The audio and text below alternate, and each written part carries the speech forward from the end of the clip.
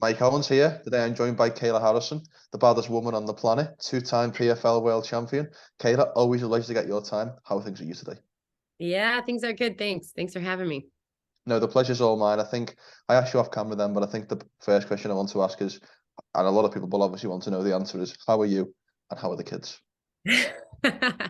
I'm good. The kids are good. We got mom vibes going on over here. I'm living my best life. Every day is a blessing. So Perfect. Obviously not taking part in the season this year. A little bit of a change for a lot of PFL fans. We've seen the first round of fights over the last few weeks. Just any particular highlights that have come through with this first three shows? um yeah, I mean it's a season, so anything can happen. I know a lot of people were surprised that Aspen lost. I kind of actually I think I bet on that fight because I just knew I've trained with Helen before Mm. and I met Aspen. I saw how big she was. I just thought that the size was going to be difficult for her. Um, Pacheco looked okay, but not great. Yeah, I mean it was pretty much exactly how I expected. No surprises. I'm excited to see where the rest of the season goes. Was there anybody else in the outside of the 145 division that impressed you? Anyone else in any of the other divisions? Um, ooh, good question.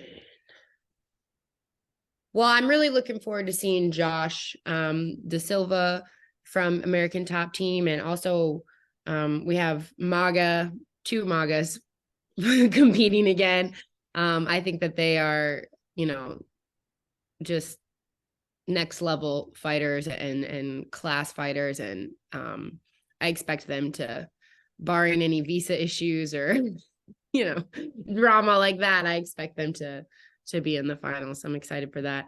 Brendan looked good. It was a bummer for Marlon. Hmm. Um, yeah, it's one round down. 100%. We'll turn the conversation back to yourself. Obviously, you haven't done too much media over the last few months, so I'm very grateful for the time. I guess I was actually catching up on your last interview. I felt like I could see, which was obviously the one with Ariel a couple of weeks Yeah. ago, and you're talking about the spiritual awakening you had. Yeah. You used the word surrender in a couple of Yeah. instances, which I thought was really interesting. So, I guess from the last time, maybe my audience or a lot of people's audience have seen Kayla Harrison. How different are you from that night in November? Oh, I mean, not to be dramatic, but I feel like a completely different person. Um, yeah, I've had quite a year last year. That sort of all came to a pinnacle at the finals. I was dealing with a lot of physical health issues and behind the scenes personal stuff, and um, I will just say that it kind of got to the point where I had no choice. I got to that.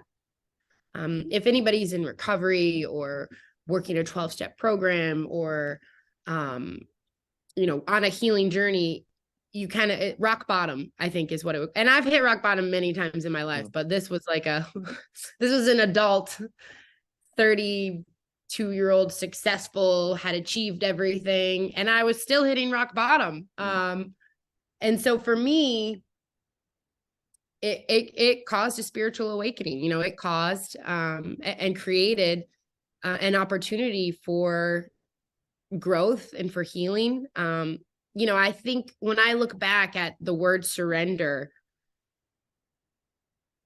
in the past, that would have been a very negative word in my Yeah. vocabulary. Like, to surrender is to give up, to quit, to Mm. die, to fail, to lose. Like, these are all things that I was terribly afraid of and just, fought against tooth and nail for my entire existence. So, that was a piece of my life and a piece of my journey that I had never really been able to come to terms with, like to realize that um, I can't do it all on my own. There's no such thing as a perfect person. I can't achieve or outwork or outshine or win a gold medal in life. Like it's not a thing. It doesn't exist. And to be human was a very new concept for me.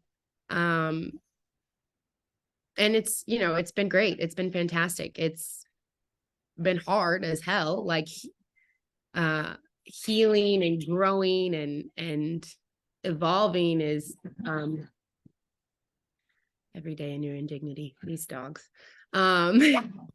You guys, I'm in the middle of a very important interview. Can you please keep it down? Thank you. I appreciate that. Oh, you want to say hi? Okay, say hi. But no, not actually come up here. Yeah, so surrendering, I'm going in the office. You guys suck.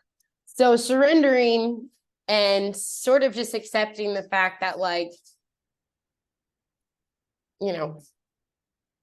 God is in control has given me a new peace that I didn't have before. Little bit of a technical difficulty there due to one of Kayla's dogs, but Kayla, we were talking about the kind of spiritual awakening, as you termed it, that you had. Now, I've got to be honest, for someone who considers you a friend in the industry, it was quite difficult to watch you on Aerial back in November. It was quite difficult to watch that post-fight press conference, and seeing you now, the energy that you're radiating. And I guess what I want to know is, in what ways have you changed from maybe 2022 to now?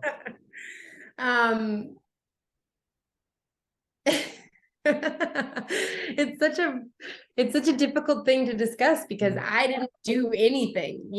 I like, to be honest with you, I stopped doing things. I stopped pleasing people. I stopped trying to be perfect. I stopped checking Twitter and checking Instagram and looking at my phone. I mean, I literally went to the middle of nowhere in Panama and I turned off my phone for a week, and I FaceTimed my kids in the morning and at night and checked in on them and talked to them.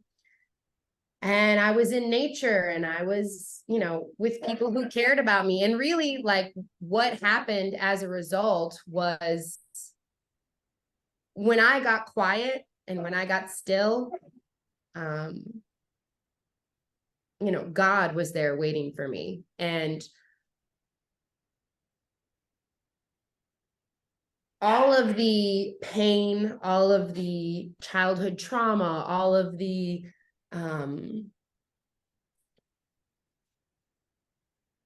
just all of the shit that I had been carrying got removed from me. I didn't do anything. I just got quiet. I got still. And I'm so grateful that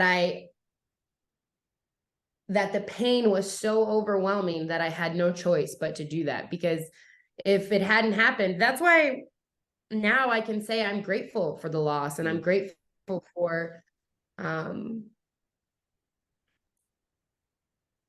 it was a huge catalyst for me to stop and say, is this how I want my life to be? Is this who I want to, like, am I going to live the rest of my life, feeling like this? And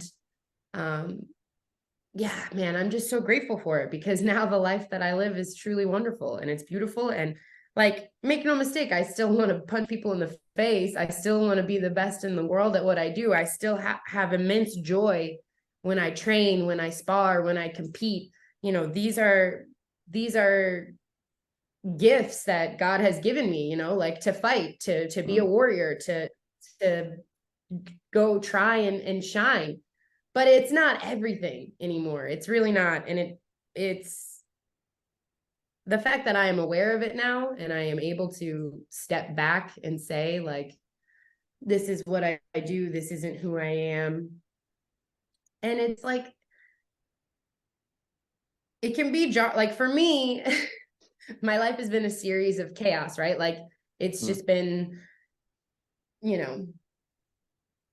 it almost felt like there was like a dark drama cloud following me and my family, like from my childhood to my father to my sister to adopting two kids. Like, it just, my health stuff, like, it just kind of felt like man, like there's just like, do I ever get peace? Do I ever get a break? And it was really me that was creating, like, it was me choosing to not have peace. I mean, even the profession I chose, like, I was like, oh, let me go do the most, like, aside from war, really fighting is the most intense, chaotic, like, if you don't do well, you could be seriously harmed. So it's like,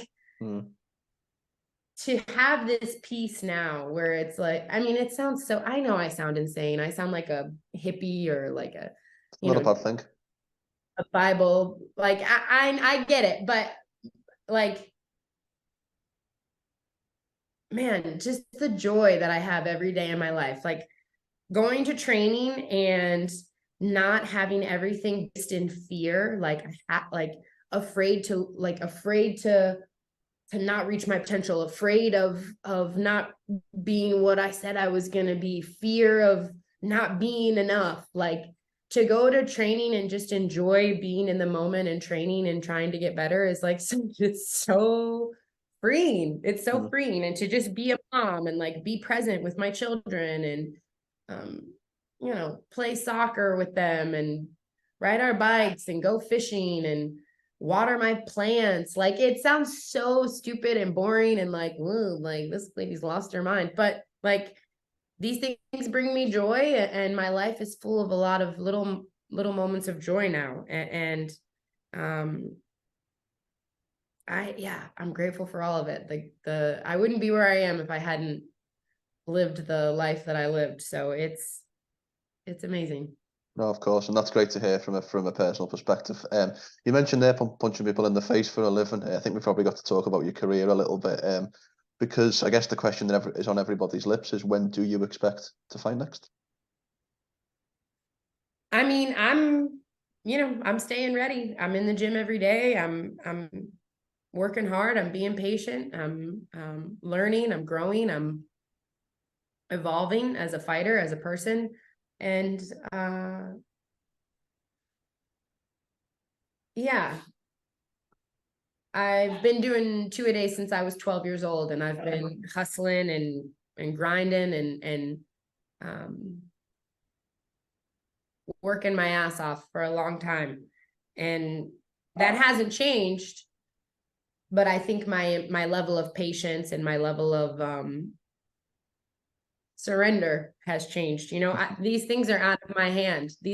When I fight, it's not in my hands, you know, like it's not in my hands, and I have to let go of that. Like, I gotta, you know, what am I gonna do? Talk shit and call people out? Like, it's not up to me. It's not in my hands. It's up to the PFL. It's up to God. It's up to the people who need to sign on the dotted line to fight me. So I don't have a good answer for you, except that I'm ready. I'm staying ready. And I really look forward to getting back in there again, hopefully soon. Is there anything you can tell me? I know details are obviously very limited, but anything you can tell me? Obviously, the plan is for you to fight on the PFL pay-per-view cards. Is there any information surrounding those? You know, I know that they're working very hard on securing fights for me. I know that they're working hard. You know, I'm not sure. The goal is to do the pay-per-view. I don't know exactly when it'll be. I'm obviously not going to be in the season, so we'll see. We'll see when that happens. I guess with that said, the next question I'd like to talk about is the rumours that have come out this week about PFL potentially purchasing Bellator. That obviously has massive implications for the potential Cris Cyborg fight that has been touted with your name for the past, probably since your career debut, if we're being totally honest. Just any thoughts, if you've heard those rumours, and if so, what you make of them? I mean, I saw something on Instagram. I don't know how true that all is. I haven't heard anything. It would be news to me for sure. I know probably less than you know about that. So I'm very disconnected from the news cycle of MMA and the news cycle of the world in general, because it's a place. So Probably a good thing for you if we're talking about the don't know what we just talked about on a couple of topics ago. talking about peace. you Well, there is that. There don't is go that. looking for trouble. That's step number one. Although I must admit, Kayla, you talk about peace, and then if I text you, you seem to answer me seemingly very quickly. So you don't seem to be seeking peace if I ask for an interview and badge you for 30 minutes of your time. So maybe you need to stop answering the I phone. felt bad because you had asked me, and then I go on Twitter like once every 5 days or Instagram or whatever. And then I was like, oh my God, I forgot to text him back. And then, so I was like, I have like a little notebook that I write down what I'm supposed to do every morning or the night before. And so I was like, do not forget you have a fucking interview today, Kayla. Like, I appreciate your professionalism when it comes to giving me your time. But if we talk about the next fight, do you anticipate the chances of your next fight will be a super fight? And what I mean by that is your name versus another big name, or do you anticipate it'll be the Kayla Harrison show, if you like? no, I think that it'll be a big name. I think that that's why I'm not in the season. You know, they feel like it's a better use of me to put me against a big name versus putting me in a season again. So I'm pretty sure my next fight will be against a big opponent. What constitutes a big That's the name goal. in your mind? That's what we want. I mean, I think everybody knows that would be Cyborg. You know, Mm. she's the only readily available higher weight class free agent. So I think that everyone knows the goal is probably for me to fight Cyborg. Yeah, 100%. Talking about two other women who are obviously quite closely linked with your name and perhaps in the future. I think I saw either last week or the week prior that Juliana Pena versus Amanda Nunes 3 was scheduled for UFC 289, if memory serves. I think memory serves when we first spoke, the rumblings of this fight were for the rematch, I should say, were on the horizon. So just your thoughts on the trilogy, how you see that one playing out. Yeah, I mean, I don't know. Honestly, I don't know because I'm not training with Amanda anymore, so I don't have insider info on how that's gonna go. And as I know all too well now, anything can happen in a fight, and that's why we put them on. Anything can happen. So, I mean, I truly believe that Amanda is in a different class. You know, she is well-rounded. She's extremely talented. She's she's got the experience now. I think that she's in a different class, so I expect her to win, but who knows? I mean, Juliana's a dog, dude. She doesn't give up. She doesn't quit. She's disciplined, it seems, and I think that she wanted that fight. It's not like she's like, oh, Amanda beat my ass so bad. I don't want to, like, she's not running from it. So I respect her a ton, and I'm excited. I'm looking forward to it. 100%. You talked there about anything can happen in the sport. Obviously, we're alluding to the last fight in November. This is a very difficult question to ask, so I'm trying to be careful how I say it. But would you? You're good. You don't have to. No. I don't mean in terms of taking offense. I mean asking the question the right way. But would you be prepared to leave? Are you there? Are you still there, Kayla? Yeah, I'm here. Would you be prepared to leave the PFL without avenging your loss to Larissa Pacheco? Would I be prepared to leave the PFL what? Would you be prepared to leave the PFL without avenging the loss to Larissa Pacheco? I mean,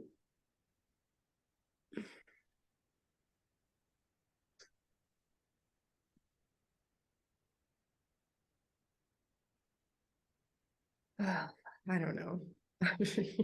I have 2 fights left on my contract. My contract ends in December or November. It's April. It's almost May. Yeah. She's in this is of course I would love to fight her again. And I have come to terms with the fact that I may not ever fight her again. So do you have a plan in place for 2024? Like, I know you can't talk about specifics, but do you have a plan that this is, in an ideal world, what happens in the next calendar year? I don't have a plan.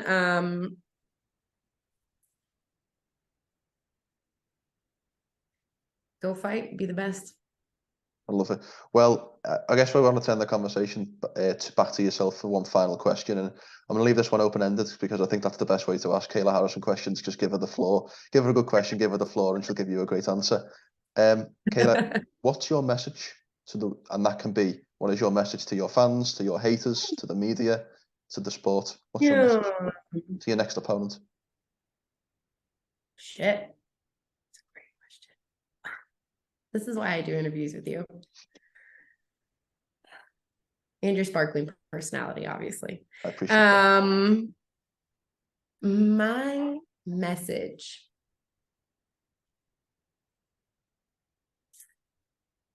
I really think that my gift and my curse, and my message is one of hope.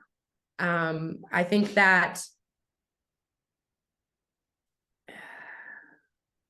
life has knocked me down so many times, like just life has beat the shit out of me.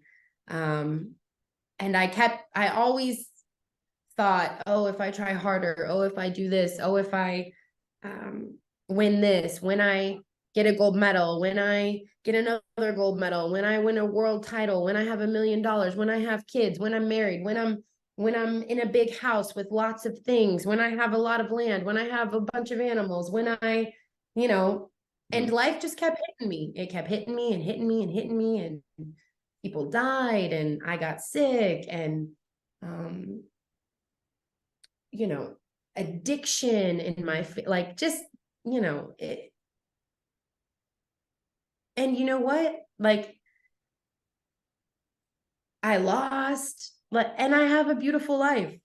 I have a beautiful life, and my life is one of hope. I have hope for the future. I have hope for my children. I think that truly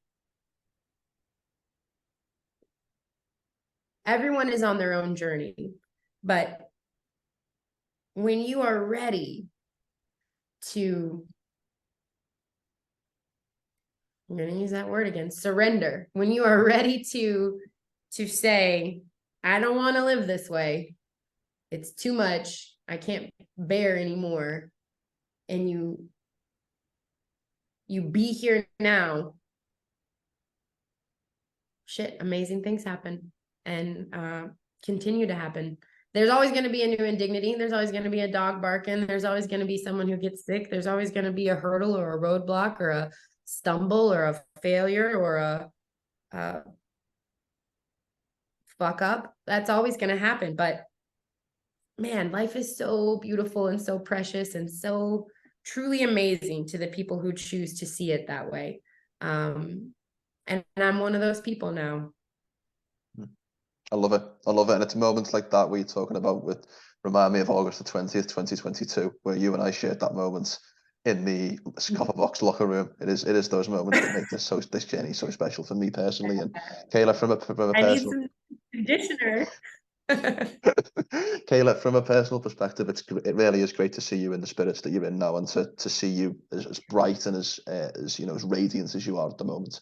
And I can't wait to see you back in action whenever that date is, and look forward to catching up with you. Yeah. Stay tuned. I'm not done yet. I'm still here.